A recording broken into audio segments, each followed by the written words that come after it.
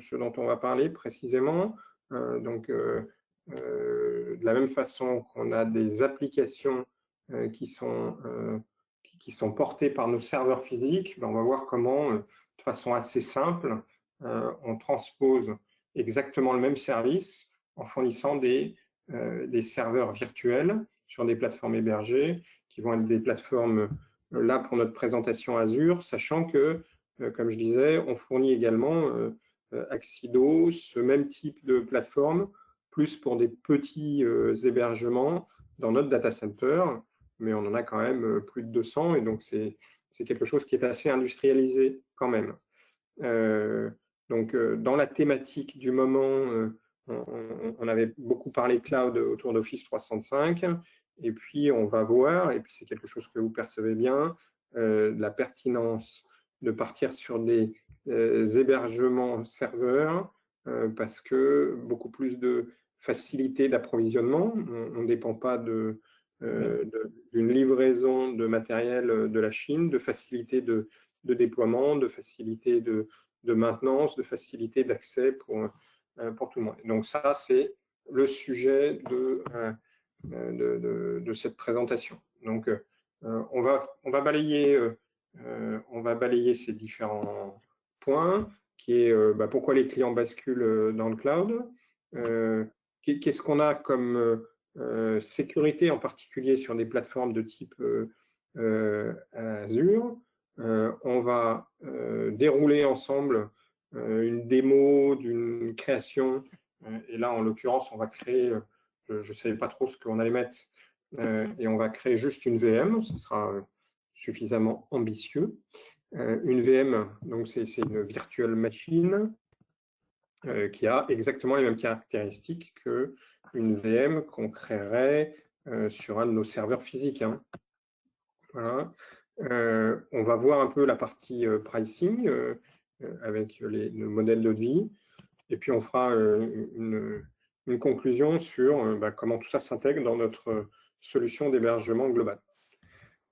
Donc la présentation Azure, j'ai repris du slide Microsoft, hein, c'est pas de moi, donc m'en voudrez pas sur le côté parfois un peu dithyrambique des adjectifs, mais Azure, c'est une plateforme qui va être un peu comme ce qu'on a connu depuis X années autour des serveurs que nous proposait OVH, sauf que là, on passe dans une dimension qui est sans commune mesure, qui va proposer en particulier des VM, comme on va le voir, mais plus de 200, 300 autres services qu'on va essayer de, pas de balayer, mais au moins d'évoquer.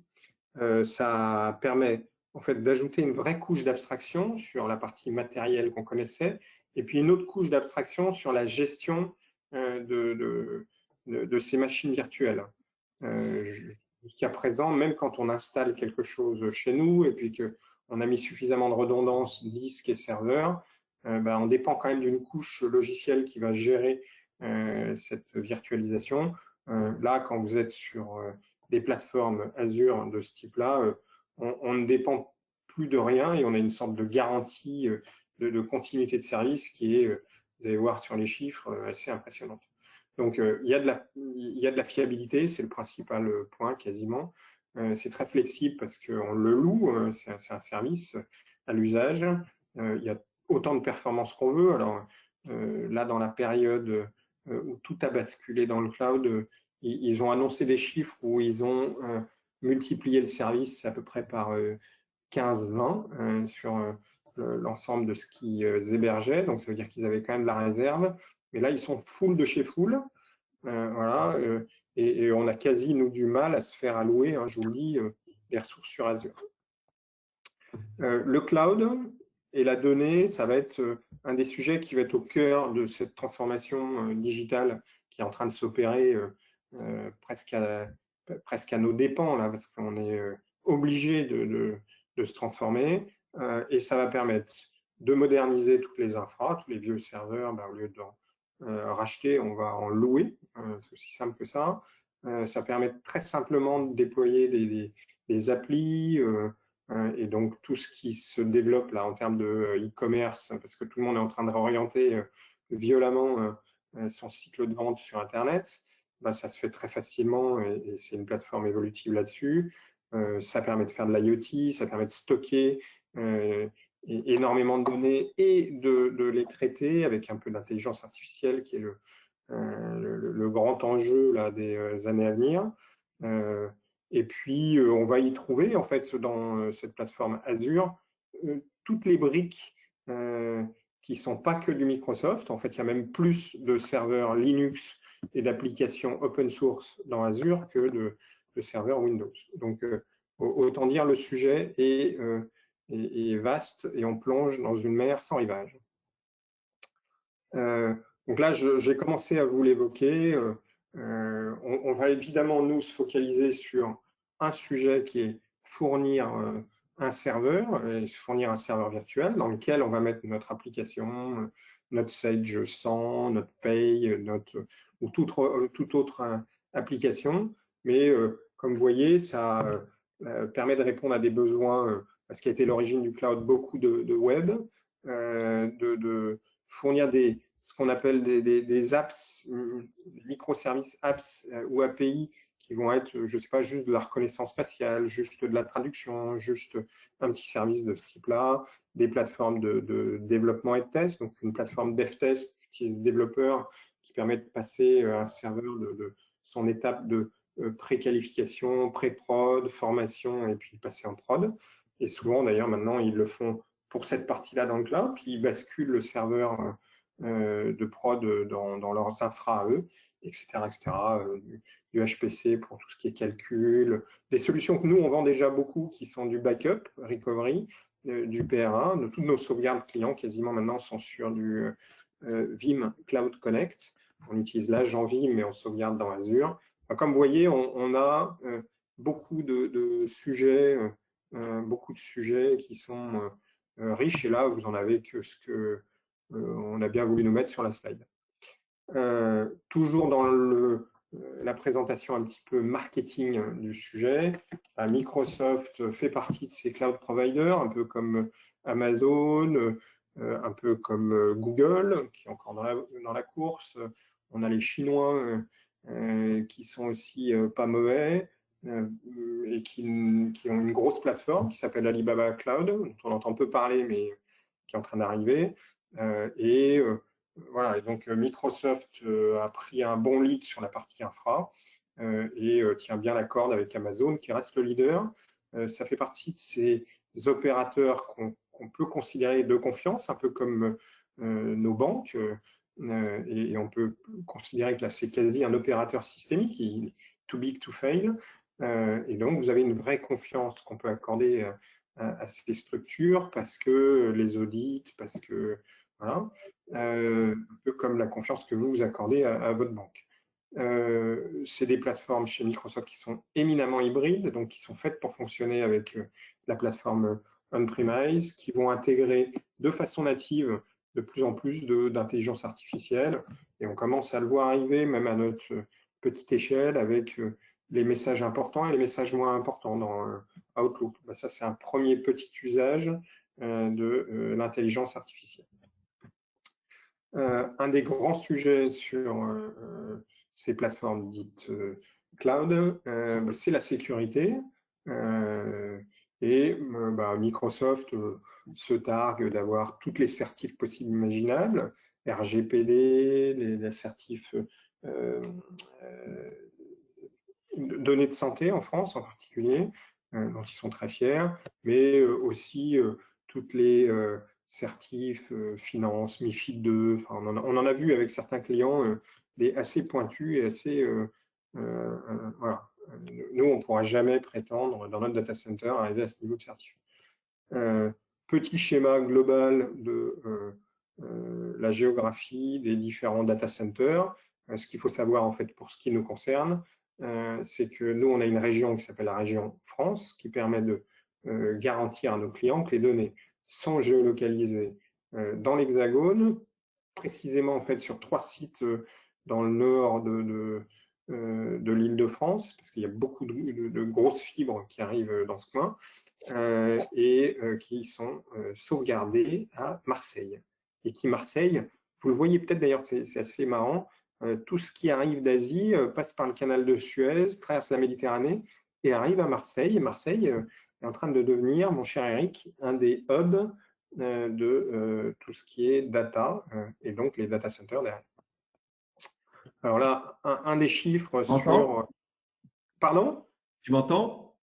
Oui, je t'entends, Eric. Parce que le poste, justement, ils ont montré un documentaire sur le président de Interaction qui est en train d'investir grave sur les quais à Marseille, là. Ouais, Sur les docks, il est en train de se montrer un méga data center nouvelle génération qui va couvrir toute l'Europe. Interaction, c'est ça, hein, c'est notre partenaire. exactement. Donc, Ouais. Il a signé un gros Interaction, contrat dans le sud, là. Il est en train de se montrer un super data center nouvelle génération, là, sur les docks. exactement. Donc, Interaction est le partenaire chez qui Axido est hébergé. Donc, notre data center à nous est chez Interaction. Et pour la même anecdote, Microsoft et toute la plateforme dont on vient de parler est également hébergée dans des data centers d'Interaction. Donc, parfois, Microsoft a ses propres data centers, comme à Dublin, au nord de Dublin, comme en Hollande, bon, comme plein d'autres endroits, hein, voilà, mais en France, en fait, il passe par Interxion. Et effectivement, Marseille est en train de se développer, il va devenir un pôle Ouais, cloud. c'est ce qu'ils Donc, veulent. je reviens à mes petites VM, et donc on a un chiffre de dispo sur les 12 derniers mois de la disponibilité d'une VM classique. On va voir qu'on arrive encore à beaucoup plus en moyenne. Il y a un vrai sujet sur la sécurité qui concerne la partie, sécurité des données et la privacy de vos données.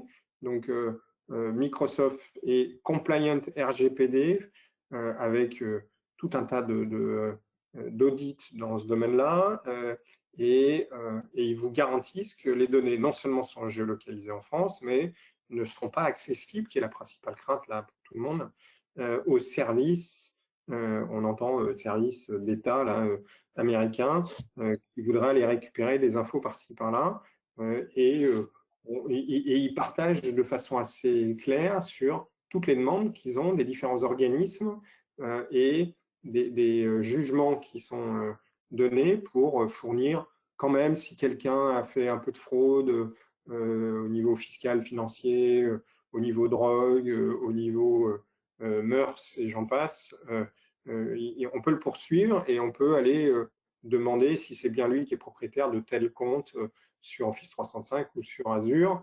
Mais alors après, c'est très compliqué aussi pour récupérer les données. On ne dit pas que c'est pas impossible, mais ça passe par un juge.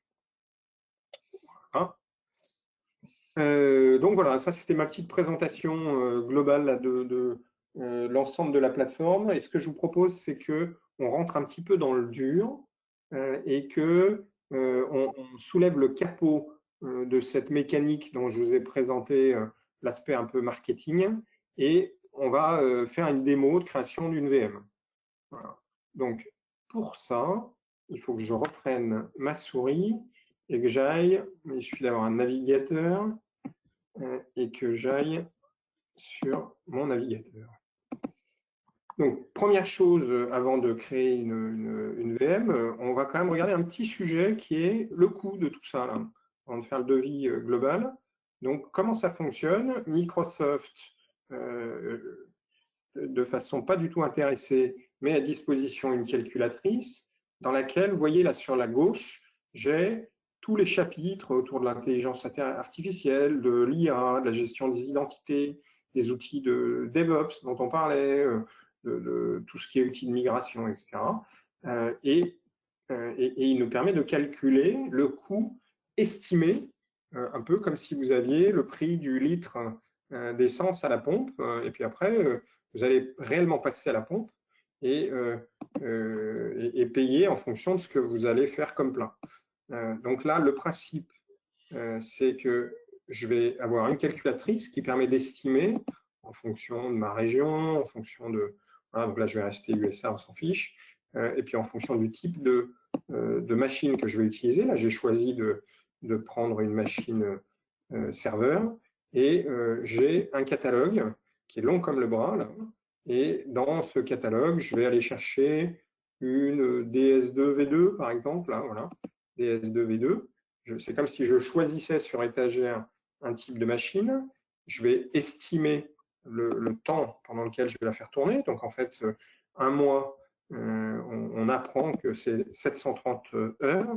Donc, ça reste une estimation, parce que tous les mois ne sont pas pareils. On va voir qu'on peut la réserver, on peut voir si on a des licences ou pas. Et ça nous donne un prix qui est là étant US $. Vous me faites grâce.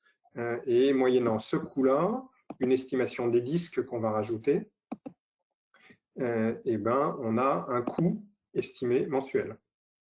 Voilà. Donc là, on a vu la partie théorique. Et ce qu'on va faire, c'est qu'on va passer cette fois-ci dans le portail Azure. Donc là, je me suis connecté avec mon compte sur un portail Azure. Et comme j'ai un tout petit peu révisé, j'ai déjà créé un serveur qui va s'appeler serveur appli. Et puis c'est comme pour les web démos de recettes de cuisine. On n'aura comme ça pas à attendre le provisionnement, sachant que c'est possible, mais d'attendre. Mais comme c'est un compte de démo, il n'est pas ce qu'il y a de plus rapide. Donc là, je vais sur l'accueil. Je ne suis même pas obligé d'être tout de suite. Et je suis dans mon portail Azure et je vais avoir l'ensemble des services disponibles. Donc tout à l'heure, c'était comment je vous le présentais avec les différentes briques. Après, comment on pouvait en estimer le tarif. Et maintenant, c'est comment on va le faire tourner et qu'on va créer les différents services qui sont à fournir. Donc là, en l'occurrence, on ne va pas se lancer dans les bases de données, dans database, etc. On va rester sur le périmètre simple de création d'une machine virtuelle. Donc là, la console s'ouvre et me dit, bah, très bien, vous voulez, qu'est-ce que vous voulez faire? Et moi, je veux acheter, je veux lancer une nouvelle machine virtuelle. Qu'est-ce que je fais? Je clique sur ajouter, hein, c'est un peu plus compliqué, et je vais suivre l'ensemble des étapes de création de cette machine. Voilà. Donc, si ça veut bien, parce que c'est toujours le bonheur de tout ça. Si ça veut bien. Sur les marques chirurgicaux, là. Il y en a qui ont compris le filon. Là. Il doit me lancer. Les ventes de merde. Chirurgicaux, les escrocs. Permet. Ouais, c'est ça. Mince. Alors, donc ça veut bien s'ouvrir, mais c'est un petit peu long. On va dire qu'actuellement, le cloud est à la hauteur de ce qu'on en attend, mais pas aussi rapide que ce qu'on voudrait. Donc de base, je vais me mettre sur mon abonnement et je vais choisir un groupe de ressources, en l'occurrence qui s'appelle Démo Azure, là, dans lequel j'ai déjà une VM. Je vais créer Pourquoi je vais créer une machine et je vais l'appeler serveur appli 2. Comme ça, ça sera la numéro 2, là. On va bien. Il nous demande où je veux faire tourner cette VM, et donc j'ai le choix. Et là, je vais retenir ce qu'il me propose par défaut. Europe occidentale, en l'occurrence, c'est à côté d'Amsterdam. Et puis, je peux choisir des options de redondance. C'est-à-dire, je peux choisir si je prends un serveur que je vais pouvoir dupliquer, le mettre en mirroring. Donc là, pour l'instant, pas besoin. Et puis, là, je vais choisir le type de serveur que je veux faire tourner. Donc, on va prendre ce qui est notre classique à nous, c'est-à-dire du Windows Server. Mais comme vous voyez, il nous propose gentiment de mettre du Linux. Donc, ça veut dire qu'ils ne sont pas non plus totalement contre. Instance Azure Spot, c'est un mode de facturation. Là, D2S V3, je ne sais plus trop si c'est celle qu'on avait vue dans notre calculatrice tout à l'heure, mais c'est celle qui me propose, parce que c'est celle que j'ai pris tout à l'heure, et ça va être une petite machine à 2 processeurs et 8 Go de RAM. Donc c'est pas non plus nul, mais c'est pas non plus une énorme machine, et elle va me coûter autour de celle-là de mémoire 180 €. Je mets mon compte administrateur qui va me permettre de me connecter dessus. Alors, on ne met surtout pas administrateur, je vais mettre R-Char1 parce que voilà. Et pourquoi il me met clé publique? Moi, ça va être un mot de passe, je vais pas en mettre.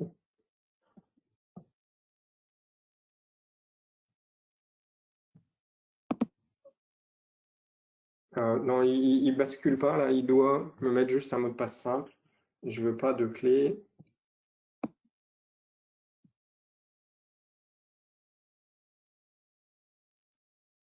C'est bizarre, là, on est bloqué là-dessus. On y reviendra parce qu'il est en train de mouliner. Donc, on repassera là-dessus. Je vais choisir et on mettra notre mot de passe après. Ah non, il n'a pas voulu. Si. Je vais choisir mon disque.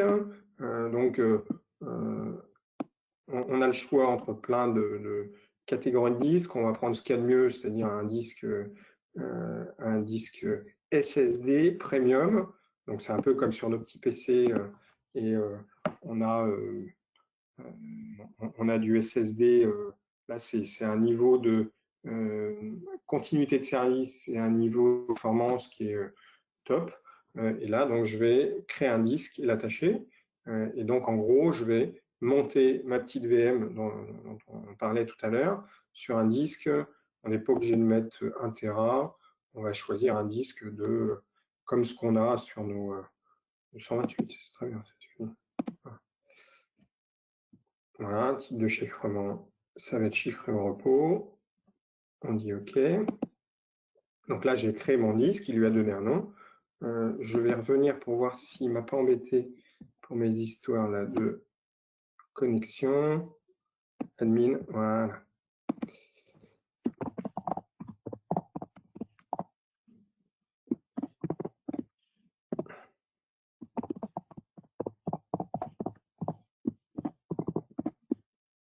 Voilà, donc là j'ai mis un mot de passe et je vais pouvoir me connecter en fait avec ce mot de passe sur mon serveur quand il sera créé.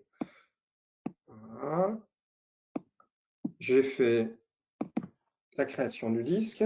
Après, on ne va pas passer en revue, hein, l'objectif étant pas de vous former techniquement, mais c'était plutôt pour vous montrer la mécanique. On va créer la connexion à un réseau avec le nom du VNet, avec le sous-réseau, l'adresse IP. On laisse par défaut le 3389 pour se connecter en TSE comme quand on se connecte sur un serveur normal.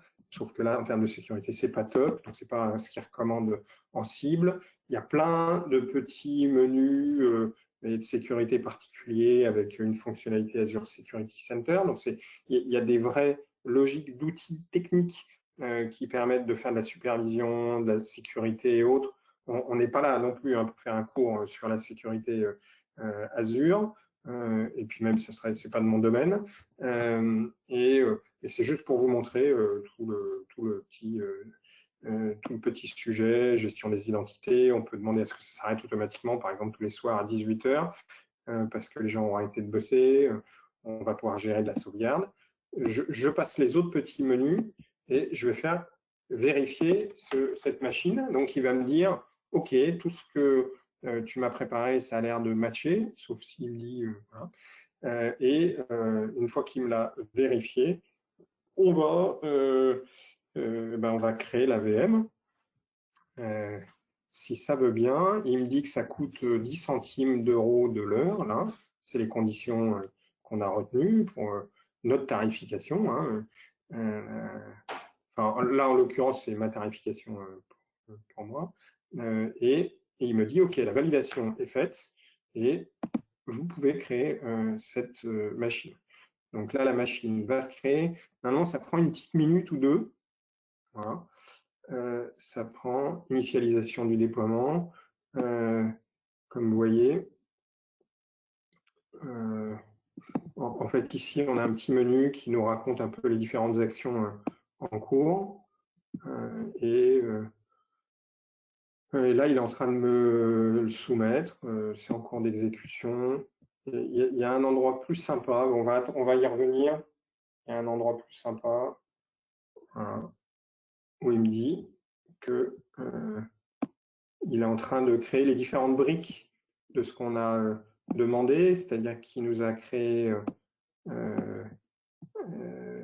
là c'est la partie network, l'IP, le disque, ici, là, pardon, et ça c'est le point de terminaison du réseau, et là on a la machine en elle-même qui est, elle, en train de se finaliser. Donc en gros, ça va quand même pas si mal que ça. J'avais prévu un peu de secours avec celle que j'avais déjà préparée. Et celle-là, ça veut dire qu'elle est bonne. Donc, si je retourne sur ma liste de ma console, j'ai mes deux machines virtuelles, la 1 et la 2, forcément. Enfin non, là, rien du tout, et la 2. Et sur celle-là, on me dit que la première, elle est arrêtée, c'est-à-dire que je l'avais démarrée ce matin, mais je l'ai éteinte, au sens où j'ai appuyé sur le bouton. Et celle-là, je vais me connecter dessus. Ça veut bien.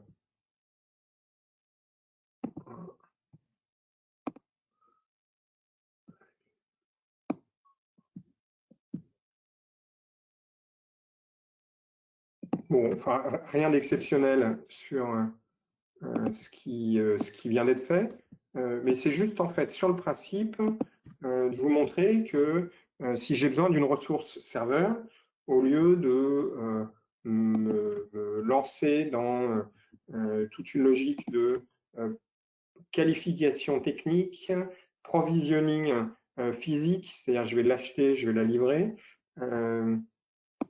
là je change complètement de logique et je me dis que je pars sur alors autre choix. Pourquoi il veut m'embêter? Non, je veux pas ça moi. Ah zut. Pourquoi il m'embête? Bon, je sais pas, j'ai dû activer un petit truc qui est pas celui que je voulais.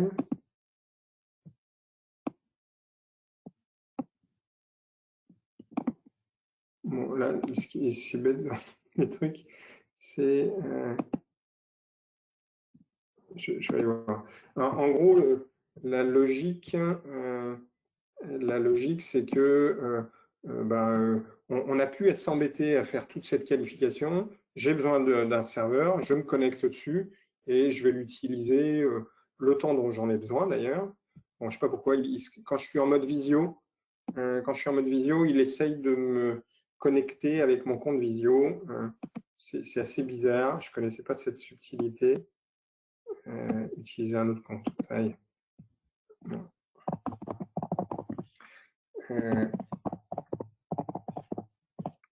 C'est le bonheur maintenant de l'authentification des comptes en mode caméra. Voilà. En gros, ma petite tablette, elle me reconnaît et elle m'ouvre ma session. Voilà. Donc là, le petit serveur qu'on a créé ensemble, je suis en train d'y accéder et là, il s'ouvre pour la première fois avec mon profil et j'ai une machine serveur que je viens de monter le temps de cette démo et qui va servir pour X 1000 besoins. Hein. Ça peut être tout simplement du partage de fichiers, de l'accès à distance, de l'hébergement et puis pour faire tourner une application, pour faire tourner un site web, pour faire tout ce que vous imaginez qu'on peut avoir besoin de faire avec un serveur. Et comme vous voyez, là, j'ai un beau serveur 2019 qui fera tout le boulot qu'un administrateur de serveur aura besoin de faire. Voilà. Donc, on ne va pas rentrer plus loin dans la démo. On a déjà fait un petit tour d'horizon qui était un peu technique, j'en conviens, mais je pense intéressant juste pour avoir une présentation du sujet. Donc, qu'est-ce que je fais là? Je quitte ma session à distance, très bien. Je retourne sur ma console ici, là, de machine virtuelle, et je vais arrêter ma machine tout simplement. Parce que c'est un peu comme une voiture ou comme un moteur, tant qu'elle tourne, elle coûte. Si je l'arrête, elle coûte plus. Voilà, donc je vais arrêter ce serveur-là. Et comme on voit là, sur les différentes activités là, tout à l'heure, commande arrêter exécution sur un élément. Une des réflexions qu'il faut avoir quand on a vu que tout ça, ça se faisait au travers d'une console, c'est que l'ensemble des opérations que je viens d'évoquer, en fait, ça peut se faire de façon automatisée. Et nous, notre provisioning, notre création de VM se fait avec des scripts qui intègrent de façon très automatisée toutes les règles de sécurité, tous les modes de fonctionnement qu'on veut.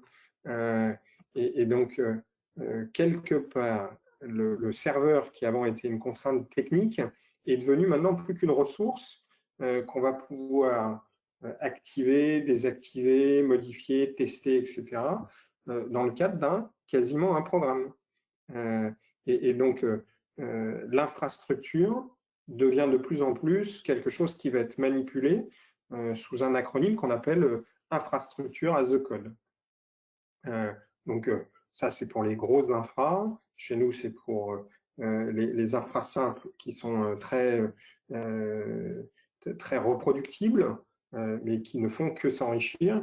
Donc, de plus en plus, on voit bien que la partie gestion de nos infra serveurs vont devenir des choses qui sont construites à partir de démarches qui seront des scripts, qui seront des programmes, en gros, pour simplifier. Voilà, donc ça, c'était la partie technico-démo. On va revenir sur des sujets plus commerciaux, et en l'occurrence, les contrats d'hébergement. Donc, comment tout ça, ça se transpose. Et pour nos contrats d'hébergement, on a une première logique qu'on avait déjà vue ensemble. Eric nous a parlé d'interaction, et donc j'en ai pas fait une présentation là aujourd'hui complète, mais interaction nous fournit, tout ce qui est connexion, Internet, et avec du gros débit, avec de la garantie de débit, nous fournit alimentation électrique, clim, enfin j'en passe, pour notre data center dans lequel nous, on est capable de fournir exactement comme je viens de montrer, la DVM à la demande, et on a forfaitisé, le coût c'est 175 € par utilisateur et par mois, on a forfaitisé la mise à disposition d'une machine virtuelle pour un accès à du Sage, par exemple, une application Sage, pour un coût par utilisateur et par mois. 75 utilisateurs, c'est l'utilisateur nu sans Office, c'est-à-dire sans Word et Excel. Si vous voulez rajouter Word et Excel, il faut rajouter la modique somme de 16,90 € qui correspond à la licence Microsoft 365. Si vous l'avez déjà, tant mieux. Voilà. En fait, l'intérêt qui fait qu'on met nos petites infras hébergées dans notre data center Interaction, c'est qu'on peut mutualiser toute la plateforme de sécurité, pare-feu, management, qu'on est obligé de prendre de façon dédiée pour chacun de nos clients sur Azure. Et donc Azure, on arrive sur un autre type de client, pour les plus de 7 utilisateurs, pour simplifier, où là, on va pouvoir mettre autant de serveurs tels que celui que je viens de vous présenter, en choisissant en fait en fonction des besoins la machine correspondante, en choisissant le type de stockage qu'on va pouvoir faire évoluer aussi, tout ça étant très évolutif. On va y intégrer un WatchGuard qui, au lieu d'être acheté, va être loué et mis en ligne. On va y ajouter toutes les licences qui vont bien. Et moyennant ça, on va avoir un coût qui est une location de l'ensemble de cette plateforme, de cette infra, et qui cette fois-ci est plus par utilisateur, mais qui correspond à une consommation réelle qui va être peu ou prou l'évaluation qu'on a vue dans les tarifs qui sont la calculatrice Azure que Microsoft fournit. Voilà, on arrive à EKR, donc je vais attaquer la conclusion avant les questions. Donc, pour Sandrine et Julien, je crois, entre la partie Dynamics et Business Central, ben, on voit qu'en fait, la partie cloud autour de Office 365, autour de Dynamics, autour de voilà, enfin toutes les solutions qui sont en mode SaaS, ça va déjà permettre de couvrir une grosse partie des besoins clients en mode migration dans le cloud. Et puis, on a néanmoins encore besoin de toutes ces infras pour gérer toutes les applications un peu standards, toutes les infras de gestion de plein de choses, hein, entre la partie qui reste encore documentaire, entre la partie gestion des utilisateurs sur des AD classiques, la partie sécurité, tout ça, tout ce qui n'aura pas pu partir en mode SaaS va partir sur des hébergements classiques parce que justement parce qu'on a allégé cette première partie, cette dernière brique qui restera plus light aura vocation à partir dans le cloud. Voilà, donc Microsoft fait partie de nos partenaires. Là, j'ai repris un de leurs slides et va permettre de couvrir quasi l'intégralité de ses besoins.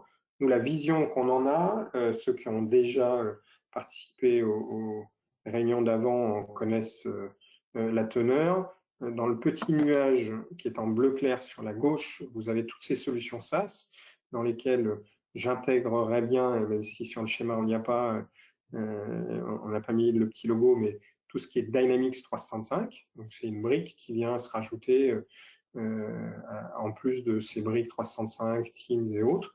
Et d'ailleurs, ça fait partie des briques de Microsoft, hein, 365. Et puis les applications qui ne sont pas sur 365 et sur Dynamics, on va les mettre en partie sur Interaction, et puis en partie sur Azure ou ailleurs, mais enfin en tout cas dans des data centers cloud qui est disponible. Et donc qu'est-ce qu'on en retire? Exactement ce qui est notre besoin actuel en termes de mobilité, c'est d'avoir des utilisateurs qui ont des postes sur lesquels on a accès à toutes ces ressources qui sont centralisées dans le cloud, éventuellement sur différents clouds. Et ces postes-là, quel que soit le poste d'utilisateur, il va retrouver toutes ses données perso, il va retrouver toutes ses applications, il va retrouver tous ses mails. Et donc, il va trouver, en termes de mobilité, ce qu'il a besoin pour travailler de partout, avec tout le monde et tout temps. Voilà. Et donc, en gros, la conclusion pour moi là, de cette présentation, c'est que toutes ces plateformes, ça va permettre de répondre à notre besoin là, actuel, qui est de continuer à travailler ensemble sur les mêmes documents et tout le temps. Voilà pour ce qui était mon petit tour d'horizon sur Azure. Et donc, je vous passe la main sur les différentes questions qu'il pourrait y avoir.